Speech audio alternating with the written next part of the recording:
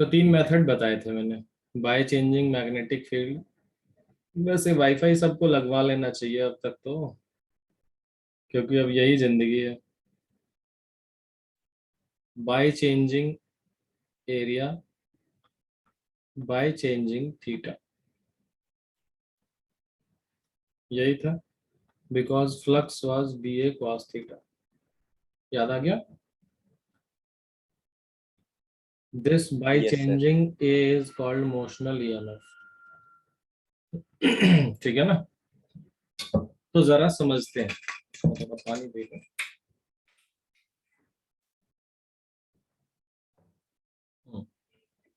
Motional EMF में क्या होता है?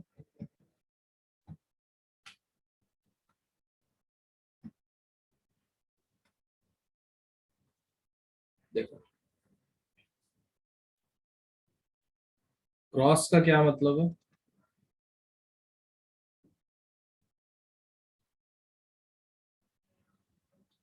ईशान, इससे इस क्रॉस का क्या मतलब है? Field perpendicular inward. हाँ, बी परपेंडिकुलर इनवर्ड।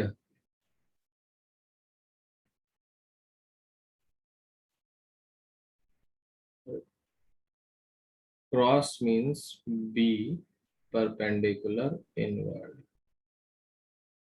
ठीक है ना। आगे समझते हैं। अब एक कॉइल है मेरे पास, और उस कॉइल को मैं इंसर्ट और रिमूव करूंगा इस मैग्नेटिक फील्ड में। समझते हैं जरा। ये सपोज एक कॉइल है मेरे पास, इस कॉइल को इंसर्ट और रिमूव करना है मुझे मैग्नेटिक फील्ड में। यहाँ से एक मैकेनिज्म है मेरे पास, जिससे मैं इस कॉइल को पुश और पुल करूंगा मैग्नेटिक फील्ड। मतलब मैं इस कॉइल को इंसर्ट करूंगा मैग्नेटिक फील्ड में, रिमूव करूंगा, फिर इंसर्ट करूंगा, फिर रिमूव करूंगा, फिर इंसर्ट करूंगा, फिर रिमूव करूंगा। ये प्रोसेस रिपीट होगा मल्टीपल टाइम्स।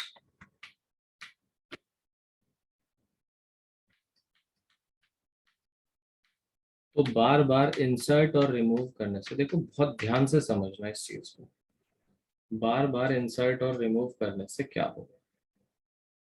सपोज ये एल है, इस साइड को हम एल कह रहे हैं कॉइल का, एल।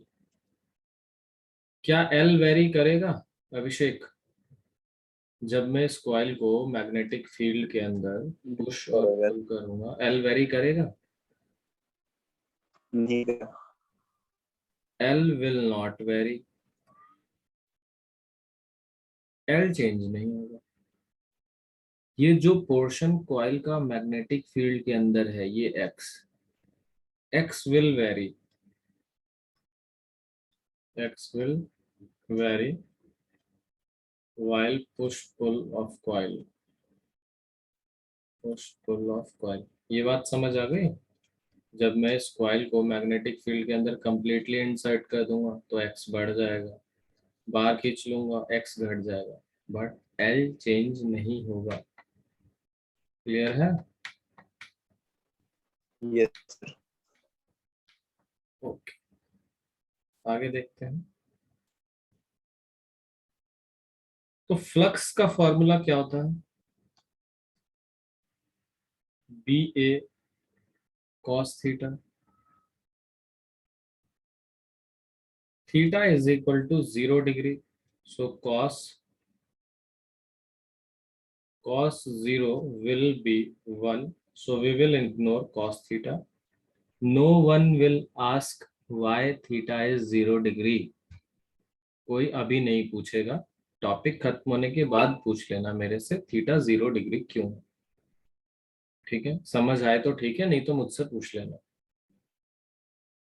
तो हो क्या रहा है मोशनल ईएमएफ में, ये एक कॉइल है, इस कॉइल को बार बार मैं मैग्नेटिक फील्ड के अंदर पुश और पुल कर रहा हूँ। अंदर किया, बाहर किया, अंदर किया, बाहर किया, पुश पुल हो रहा है। तो मैग्नेटिक फील्ड के अंदर जो एरिया है, हमें सिर्फ उससे मतलब है, जो एरिया मैग्नेटिक फील्ड के अंदर लाई कर रहा है। I am concerned for that much area only. Keep in mind. बोलो। सर हाँ, आपने सिर्फ अभी फील्ड ही बनाई है, उसके अंदर कुछ डाला भी है रॉड वो? आप जिस फिगर को देख के मुझसे ऐसा पूछ रहे हैं वो फिगर भी समझाऊंगा मैं थोड़ी देर में।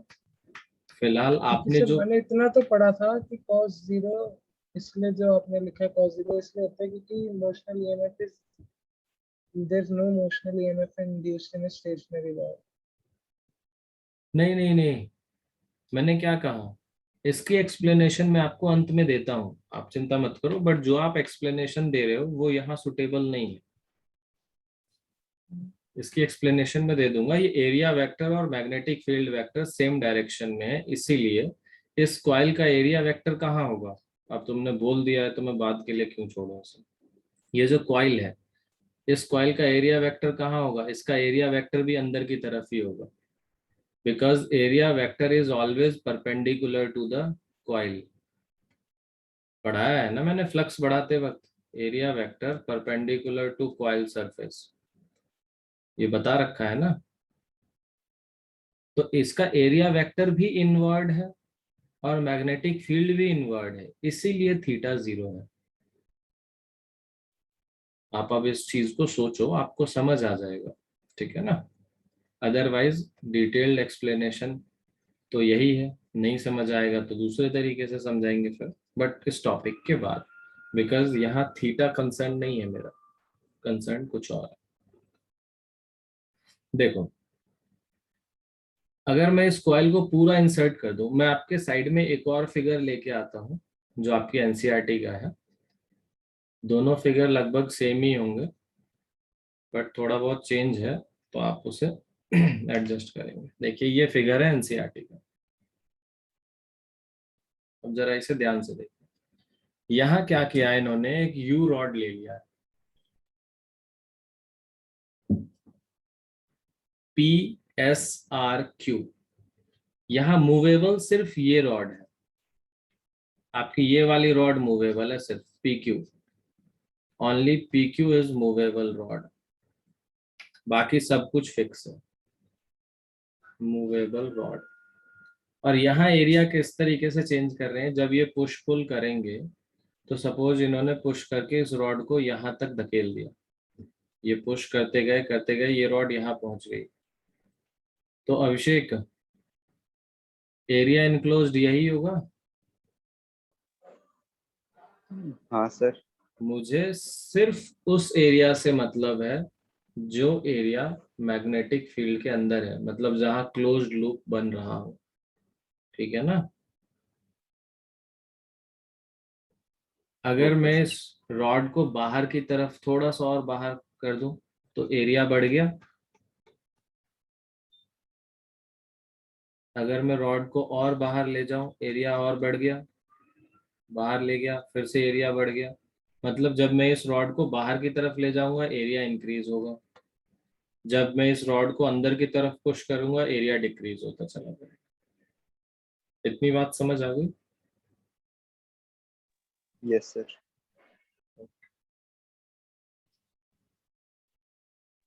और आपकी फिगर में पूरी कॉइल मूव करवा रहे थे आप। हाँ, मैं उस फिगर में पूरी कॉइल मूव करा रहा था क्योंकि वो समझाना आसान है इस फिगर के मुकाबले। अब ये आप पे डिपेंड करता है आप एग्जाम में कौन सा बनाना चाहते हैं, ठीक है ना। गलत कोई भी नहीं है इनमें से, ऑब्वियसली एनसीईआरटी गलत हो नहीं सकती और मैं अपने आप को गलत होने नहीं दूंगा। तो फाई क्या हो गया हमारा, सिंपली B/A, थीटा तो हट गया, तो B इंटू एरिया क्या होगा, length into breadth, this length into this x, length into breadth, area of coil which encloses magnetic flux, ठीक है। तो आप इसे BLX लिख सकते हैं अभिषेक, हाँ या ना। हाँ सर लिख सकते हैं। इंड्यूस्ड ईएमएफ का क्या फॉर्मूला है। अभी भी वॉइस में प्रॉब्लम आ रही है सबको। नहीं नो सर सर, ठीक आ रही। नहीं सर, सही है। वैसे मैंने ये ऑर्डर कर दिया है माइक, मे बी वो कल डिलीवर कर दे अमेजन में। तो इंड्यूस्ड ईएमएफ का फॉर्मूला क्या है फैराडे लॉ में? अब मुझसे और क्या एक्सपेक्ट करते हो, मैं फैन बंद करके बैठा हूँ पढ़ाने के लिए, क्या, ताकि नॉइज ना आए।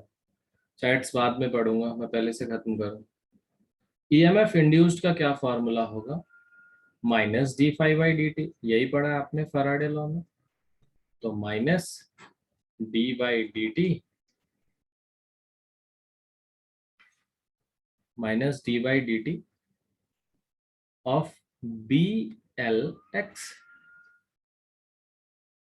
तो बी और एल तो कांस्टेंट है, बाहर चले गए, बचा क्या? डी एक्स बाई,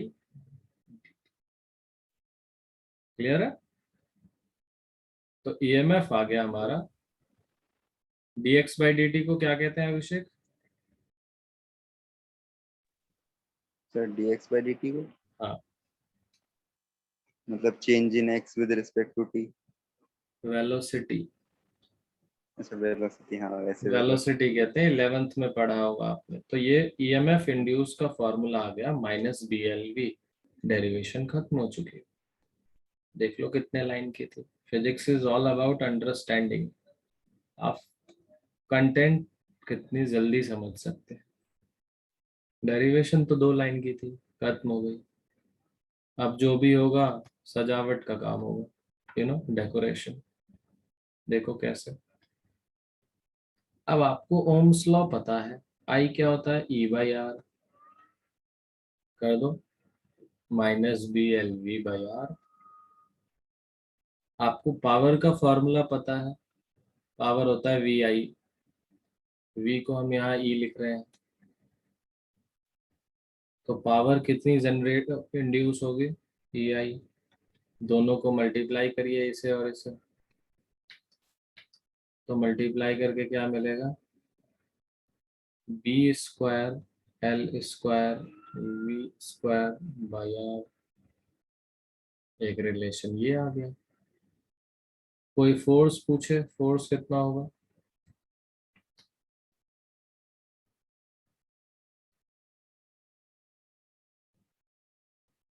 कोई आपसे फोर्स की बात करे तो फोर्स क्या होता है आपको पता है? पावर होती है फोर्स इंटू वेलोसिटी। तो फोर्स क्या होगा? Power upon velocity. एक वेलोसिटी कट जाएगा, it will be B square L square V by by. I have an alternate method also by using magnetic Lorentz force, but we will not dive in that method. This method is sufficient, और उसकी कुछ limitations हैं magnetic Lorentz force वाले की। तो NCERT में वो आपको मिलेगी, बट उससे डेरिवेशन नहीं करनी, क्योंकि वो डेरिवेशन करेक्ट नहीं आती है हर केस के लिए। Now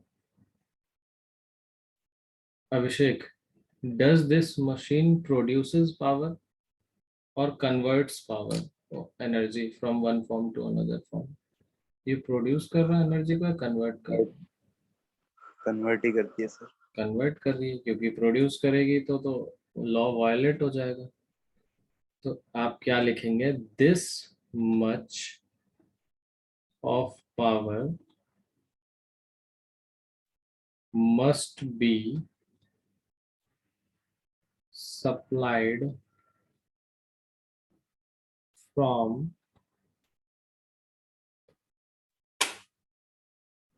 external source.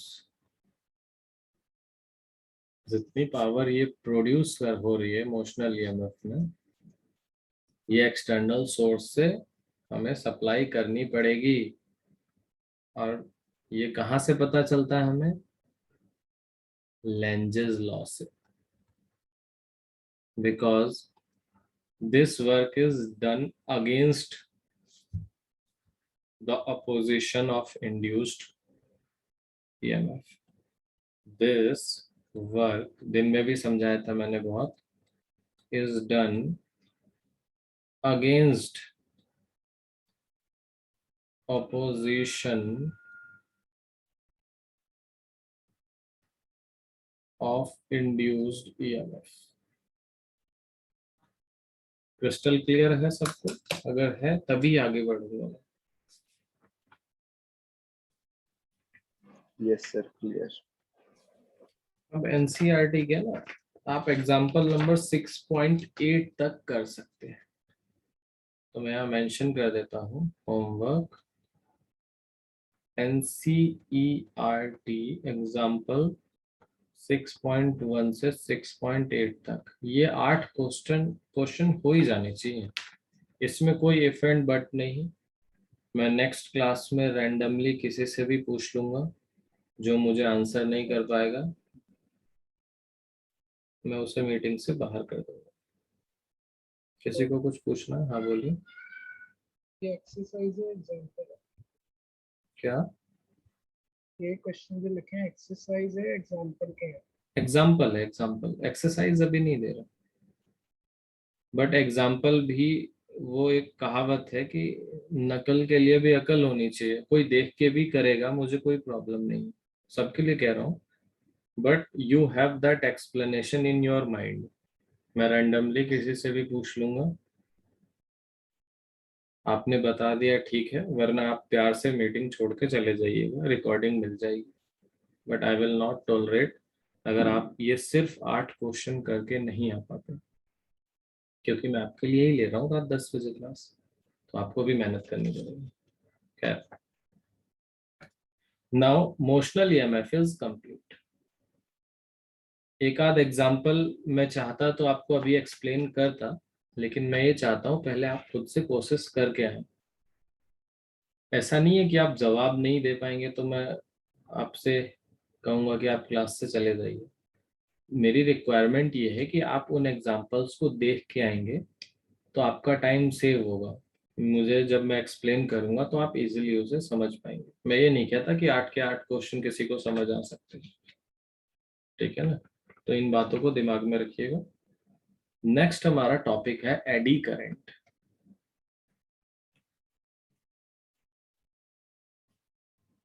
किसी ने वो वीडियो देखी थी जिसका लिंक मैंने शेयर किया है? वही जिसे मैं आपको दिन में दिखा रहा था, वो विद साउंड है। बहुत इंटरेस्टिंग एक्सपेरिमेंट था फैराडे का। एडी करंट क्या होता है? एडी करंट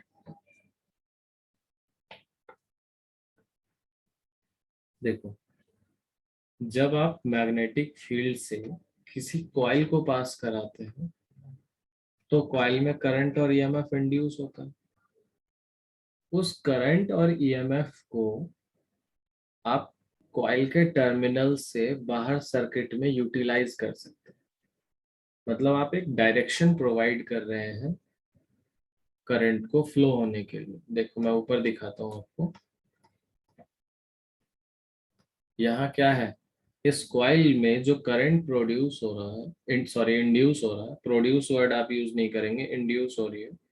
इस इंड्यूस्ड करंट को आपने एक सर्किट प्रोवाइड किया, जिस सर्किट से वो करंट फ्लो हो रहा है।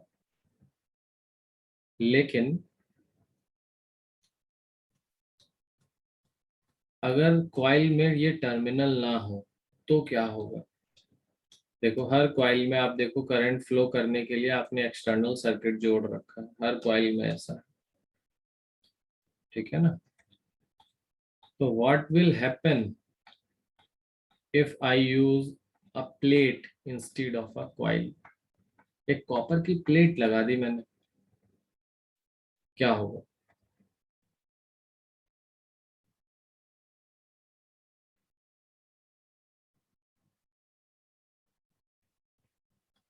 मैं बना के बताता हूँ।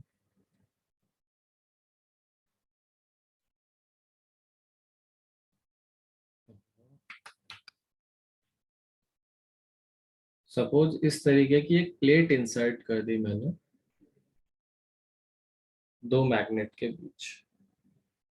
या रुको, मैं एनसीईआरटी से एक इमेज उठा लेता हूँ, पता नहीं मैंने रखा है इमेज या नहीं, देखना पड़ेगा मुझे। मैंने तो एग्जांपल्स रखा था ताकि आपको करा सकूं।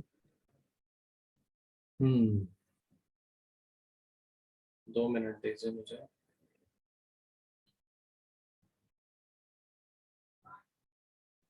तो पहले से समझा देता हूँ। जब इस प्लेट को आप चेंजिंग मैग्नेटिक फ्लक्स में रखेंगे, चेंजिंग, अब फ्लक्स चेंज करना का कोई भी तरीका हो सकता है, फिलहाल हम उस मेथड पे नहीं जा रहे। when this coil, not coil, when this plate, this is a plate, continuous plate, ये पूरा सरफेस है इसका, कंटिन्यूअस प्लेट है, इसमें कोई टर्न्स नहीं है, कोई वाइंडिंग्स नहीं है, बिल्कुल प्लेट है, प्लेट जैसे प्लेट में आप भोजन करते हैं ना, इस तरीके की एक कॉपर की प्लेट है ये, ठीक है। तो इसे जब हम चेंजिंग मैग्नेटिक फ्लक्स में रखेंगे तो क्या होगा, यहाँ भी करंट इंड्यूस होगा, लेकिन उस करंट को फ्लो होने के लिए कोई पाथ प्रोवाइड नहीं किया गया है। तो ये जो करंट्स होंगी ये व्हील्स की फॉर्म में घूमने लगेंगी गोल गोल सरफेस पे ही। व्हील्स समझते हैं ना, जो पानी में आपने देखा होगा भंवर बन जाता है जब कोई पत्थर या कोई चीज मिल जाए। तो ये, या आपने साइक्लोन देखा होगा, साइक्लोन की इमेज तो देखी होगी, ये cyclone wheels around a point, किसी एक पॉइंट की तरफ गोल गोल घूमना व्हीर्लिंग कहलाता है, ठीक है। ये आपको पता होना चाहिए था, फिर भी मैं इस पे मेहनत कर रहा हूँ। ठीक है,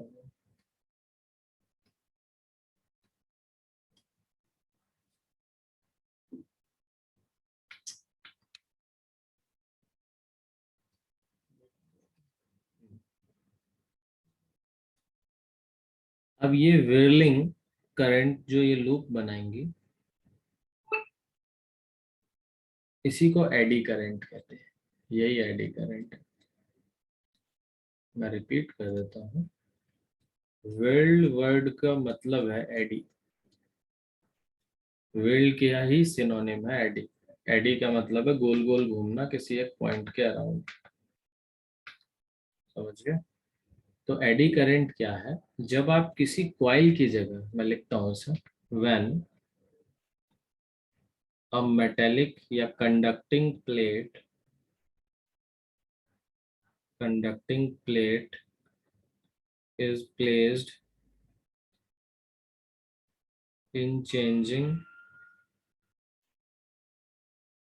magnetic field,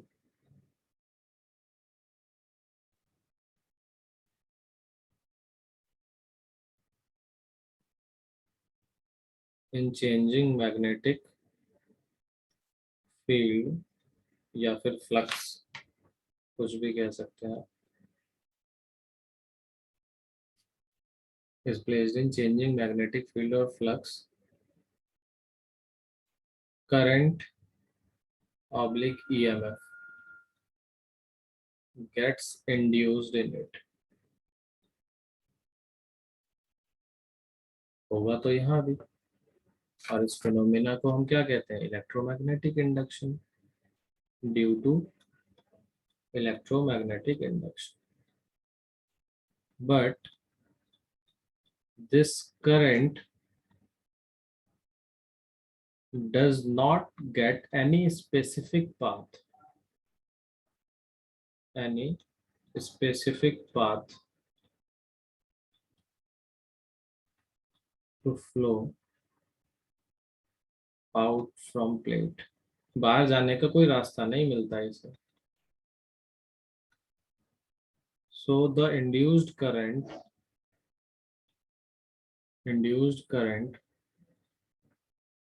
starts whirling, whirling मतलब eddy, around a point on plate,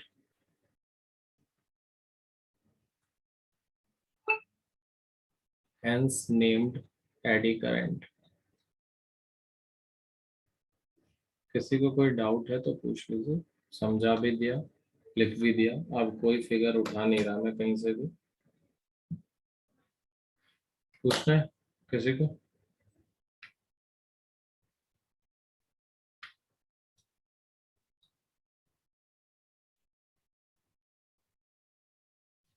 okay, sorry Ishan, पढ़ा नहीं ढंग से मैंने मैसेज। हम्म,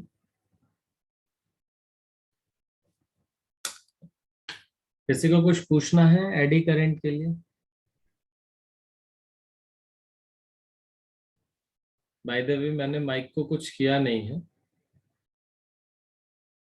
मैंने बस लैपटॉप को चार्जिंग से डिस्कनेक्ट कर रखा है। Because as a physics teacher, when I was trying to find reason behind it, one thing came in mind, that is thermal noise. When your device gets heated, electrons create noise inside the circuit, which is termed as thermal noise. Cooling mode पे रखिए तो। हाँ, मैं वही कह रहा हूँ कि इसीलिए एक तो चार्जिंग ऑफ कर रखा है मैंने, और इसको थोड़ा बहुत नीचे से एयर फ्लो के लिए लिफ्ट कर रखा है टेबल से। दिन भर तो यूज ही होता रहता है बेचारा। तो थर्मल नॉइज आपको सेमीकंडक्टर में पढ़ाऊंगा मैं। You should know your surrounding for a better solution. खैर, एडी करंट किसी को कुछ पूछना है?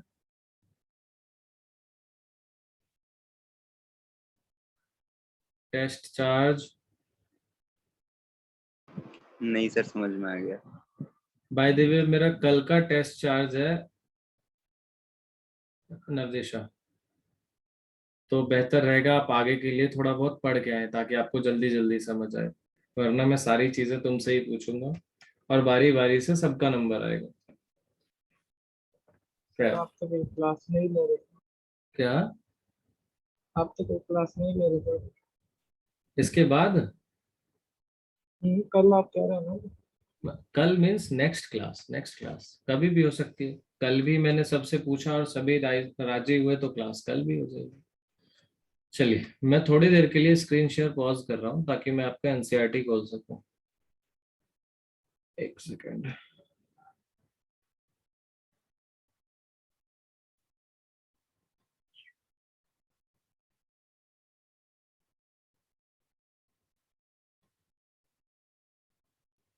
तब तक आप एक बार रिवाइज कर लीजिए आपके स्क्रीन पे जो भी चीजें दिख रही हैं, because these are extremely important things. इस चैप्टर में कुछ खास बचा नहीं है समझने के पॉइंट ऑफ व्यू से, अब जो है वो ज्यादातर डेरिवेशन ही है। सो प्लीज मेरे साथ साथ आप भी इसे फिनिश कर लें, otherwise we will not be able to complete it.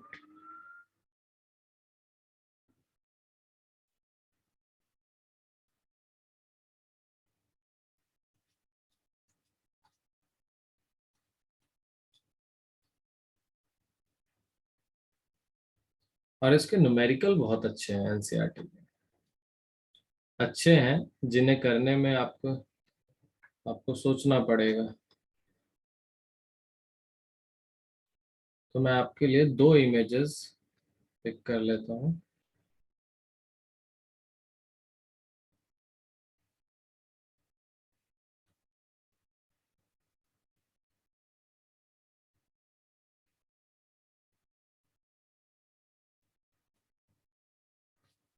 और मैंने तुम्हारे कहने पे ईशान नोट 10 डाउनलोड भी किया, उसे यूज भी किया विंडोज 10 के लिए, बट मैं इसके साथ ही खुश हूँ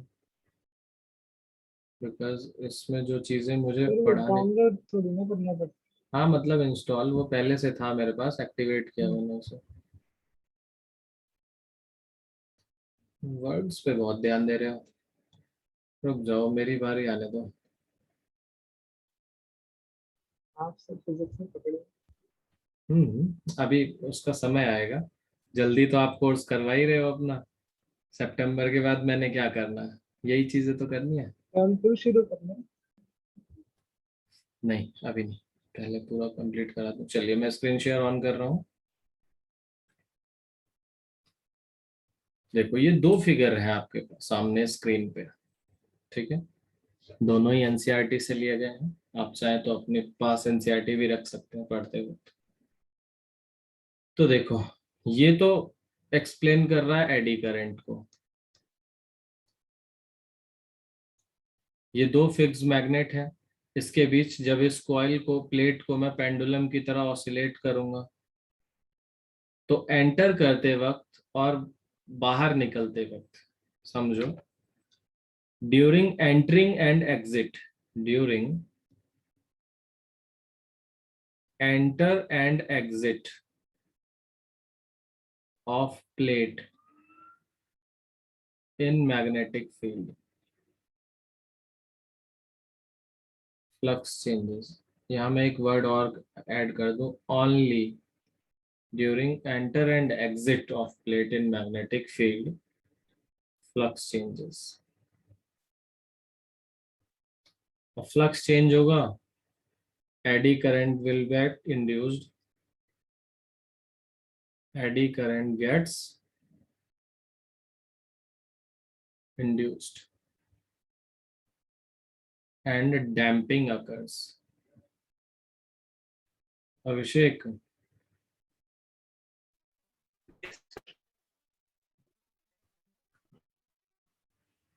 अभिषेक, ओके, आपका नेट खत्म हो रहा है शायद। Why I said damping occurs? Damping से क्या मतलब है?